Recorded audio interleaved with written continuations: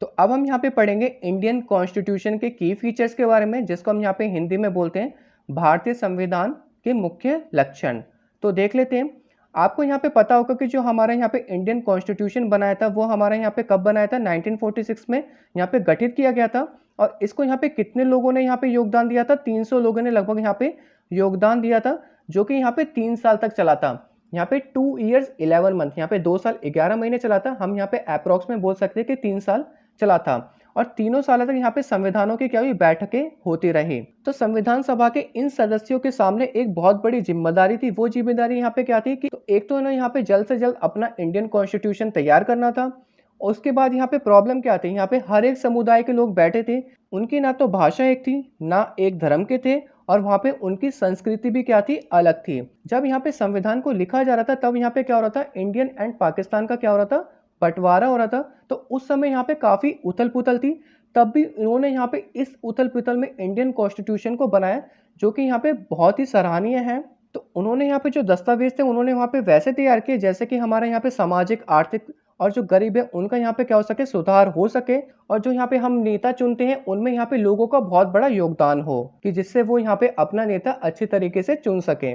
तो यहाँ पे कुछ इंपॉर्टेंट की फीचर्स थे, या बोल सकते हैं इनके यहाँ पे कुछ मुख्य लक्षण थे, उनके बारे में हम यहाँ पे पढ़ लेते हैं।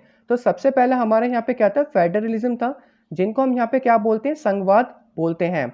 इसका मतलब है देश में एक से ज़्यादा स्तर की सरकारों का होना।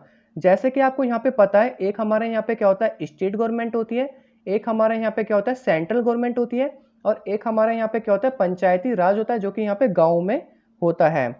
हमारे देश में राज्य स्तर पर भी सरकारें हैं और केंद्र स्तर पर भी, जैसे कि मैंने आपको अभी बताया, सेंट्रल एंड स्टेट गवर्नमेंट। तो और यहाँ पे क्या है, हमारा पंचायती राज व्यवस्था शासन का भी तीसरा स्तर है, जो कि आपने यहाँ पे पहले पढ़ा होगा क्लास 6 और 7 में।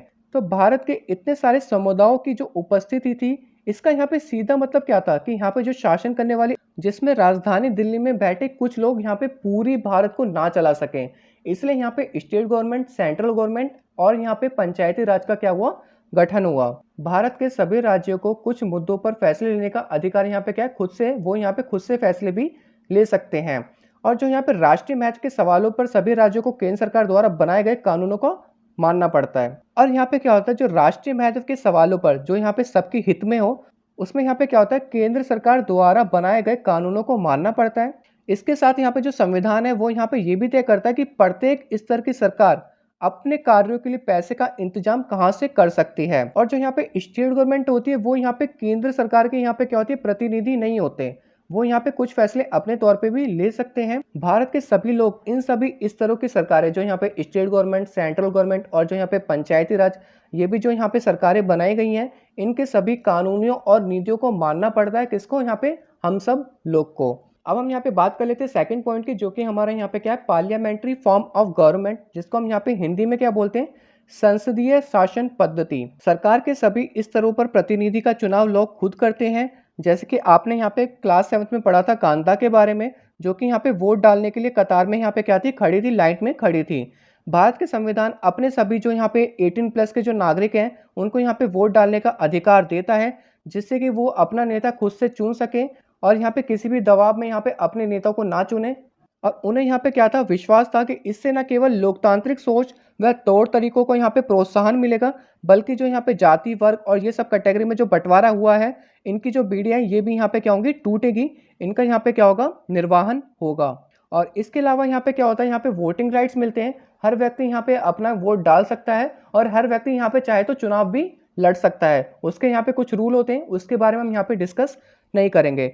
अब मैं यहाँ पे बात कर लेता हूँ इसके थर्ड पॉइंट की। थर्ड पॉइंट में हम यहाँ पे क्या पढ़ेंगे, सेपरेशन ऑफ पावर्स, यहाँ पे बोल सकते हैं शक्तियों का बंटवारा। ये हमारे यहाँ पे क्यों जरूरी है उसके बारे में यहाँ पे पढ़ लेते हैं। संविधान के अनुसार सरकार के यहाँ पे क्या होते हैं, 3 अंग होते हैं, या बोल सकते हैं इसके 3 ऑर्गन्स होते हैं। पहला हमारे यहाँ पे क्या होता है, लेजिस्लेचर होता है, जिसको हम हिंदी में क्या बोलते हैं, विधायिका बोलते हैं। सेकंड हमारे यहाँ पे होता है एक्सिक्यूटिव, जिसको हम यहाँ पे क्या बोलते हैं, कार्यपालिका बोलते हैं। थर्ड हमारे यहाँ पे क्या होता है, जुडिशरी, जिसको हम यहाँ पे क्या बोलते हैं, न्यायपालिका बोलते हैं। अब यहाँ पे बात कर लेते हैं लेजिस्लेचर की। तो जो यहाँ पे लेजिस्लेचर होते हैं, इसमें हमारे क्या होते हैं, निर्वाचित प्रतिनिधि होते हैं, जो हम यहाँ पे वोट डाल के चुनते हैं। एग्जीक्यूटिव यहाँ पे क्या होता है, जो कार्यपालिका होती है, ऐसे लोगों का समूह होता है जो कानूनों को लागू करने और शासन चलाने का काम देखते हैं। और जुडिशरी के बारे में आपने यहाँ पे पहले भी पढ़ रखा होगा, जो कि यहाँ पे क्या होती है, न्यायपालिका होती है, यहाँ पे न्याय दिलाने का काम करती है। तो यहाँ पे होता क्या है, सरकार किसी भी शाखा द्वारा सत्ता के दुरुपयोग को रोकने के लिए, तो जो यहाँ पे पावर है इन तीनों में बराबर में बांटी गई है। तो यहाँ पे होता क्या है, जो यहाँ पे पावर बांटी गई है, यहाँ पे हर एक पार्ट में अलग अलग, वो यहाँ पे क्या करते हैं, एक दूसरे पे अंकुश लगाकर रखती है कि कोई भी यहाँ पे अपने पावर का क्या करे, दुरुपयोग ना करें, वहाँ पे उसका गलत यूज ना करें। अब हम यहाँ पे पढ़ लेते हैं डॉक्टर भीमराव अंबेडकर जी के बारे में, जो कि यहाँ पे क्या है, फादर ऑफ इंडियन कॉन्स्टिट्यूशन भी बोला जाता है इनको। और यहाँ पे भीमराव अंबेडकर को यहाँ पे सबसे बड़ा श्रेय जाता है कि यहाँ पे क्या होता है, जो हमारे निचली जाति के थे उनको आज यहाँ पे काफ़ी सुविधाएं मिल रही हैं। अब हम यहाँ पे बात कर लेते हैं इसके फोर्थ पॉइंट की, फंडामेंटल राइट्स, जिसको हम यहाँ पे हिंदी में बोलते हैं मौलिक अधिकार। तो मौलिक अधिकार यहाँ पे जो खंड होता है, यहाँ पे क्या होता है, इंडियन कॉन्स्टिट्यूशन का एक तरह से इसको बोल सकते हैं अंतरात्मा है। क्या यहाँ पे इसकी अंतरात्मा है। इसको हम यहाँ पे अंतरात्मा क्यों बोलते हैं, इसके बारे में यहाँ पे डिस्कस कर लेते हैं। तो यहाँ पे होते क्या है, मैंने आपको पहले बताया था, जो यहाँ पे मेजोरिटी के लोग होते हैं वो यहाँ पे क्या करते हैं, माइनॉरिटी लोगों को दबाते हैं, जिसको हम यहाँ पे क्या बोलते हैं, कॉलोनियल रूल बोलते हैं। इसने यहाँ पे क्या करा था, जो राष्ट्रवादियों के दिमाग में राज्य के प्रति संदेह का भाव पैदा कर दिया था। इसलिए राष्ट्रवादी चाहते थे कि स्वतंत्र भारत में राज्य की सत्ता के दुरुपयोग से बचने के लिए कुछ लिखित अधिकार होने चाहिए। इसलिए हमारा यहाँ पे क्या हुआ, फंडामेंटल राइट्स का यहाँ पे गठन हुआ। अब यहाँ पे होता क्या है, इसके बारे में यहाँ पे पढ़ लेते हैं। इसमें यहाँ पे जो विभिन्न अल्पसंख्यक समुदाय भी चाहते थे कि संविधान में ऐसे अधिकारों को शामिल किया जाए जो उनके समूह की रक्षा कर सके। इसलिए यहाँ पे क्या हुआ, हमारा फंडामेंटल राइट्स का यहाँ पे क्या हुआ, गठन हुआ। इन मौलिक अधिकारों या फंडामेंटल राइट्स के बारे में भीमराव अंबेडकर ने कहा था कि इनका दोहरा उद्देश्य है। क्या है, यहाँ पे इनके दो पार्ट्स हैं, या कह सकते हैं एक सिक्के के यहाँ पे क्या है, दो पहलू हैं।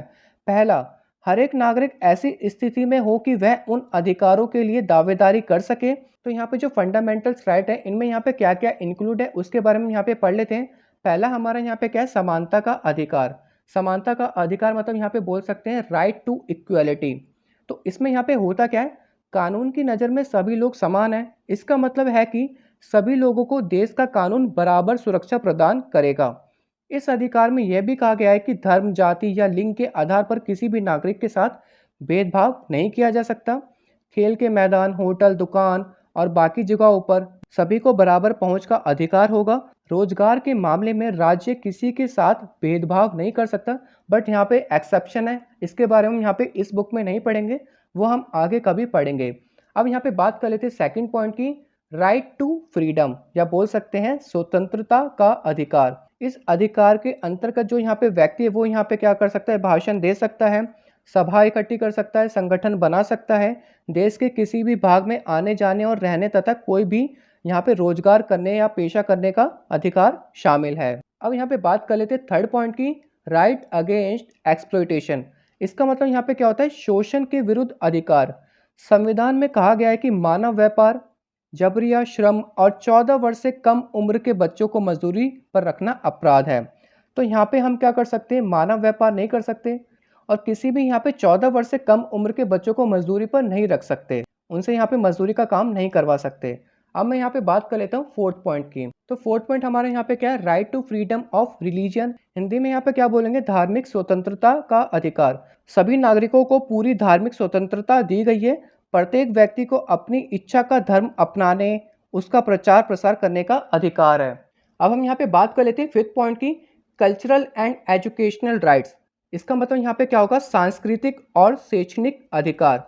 संविधान में कहा गया है कि धार्मिक या जो यहाँ पे अलग अलग प्रकार की भाषाएं बोली जाती हैं, सभी अल्पसंख्यक समुदाय अपनी संस्कृति की रक्षा और विकास के लिए अपने अपने शैक्षणिक संस्थान या स्कूल में यहाँ पे जा सकते हैं और अपने यहाँ पे संस्थान खोल सकते हैं। सिक्स पॉइंट हमारे यहाँ पे क्या है, राइट टू कॉन्स्टिट्यूशनल रेमेडीज। ये हमारे यहाँ पे क्या होता है, संवैधानिक उपचार का अधिकार। यदि किसी नागरिक को लगता है कि राज्य द्वारा उसके किसी मौलिक अधिकार का उल्लंघन हुआ है, तो उस अधिकार का सहारा लेकर वह अदालत या जुडिशरी जा सकता है। तो होप आपको यहाँ पे फोर्थ मौलिक अधिकार या फंडामेंटल्स राइट के बारे में सब समझ में आ गया होगा। अब हम यहाँ पे देख लेते हैं फिफ्थ पॉइंट। फिफ्थ पॉइंट हमारे यहाँ पे क्या होता है, सेकुलरिज्म होता है। इसके बारे में हम यहाँ पे पढ़ लेते हैं। सेकुलरिज्म को हम यहाँ पे हिंदी में क्या बोलते हैं, धर्म निरपेक्षता। धर्मनिरपेक्ष राज्य वह होते हैं जिसमें राज्य अधिकृत रूप से किसी भी धर्म को राजकीय धर्म के रूप में बढ़ावा ना दे, मतलब यहाँ पे किसी भी रिलीजन को यहाँ पे आगे बढ़ा चढ़ा कर यहाँ पे क्या करे, प्रमोट ना करे, वो हमारे यहाँ पे क्या होता है, धर्मनिरपेक्ष राज्य होता है।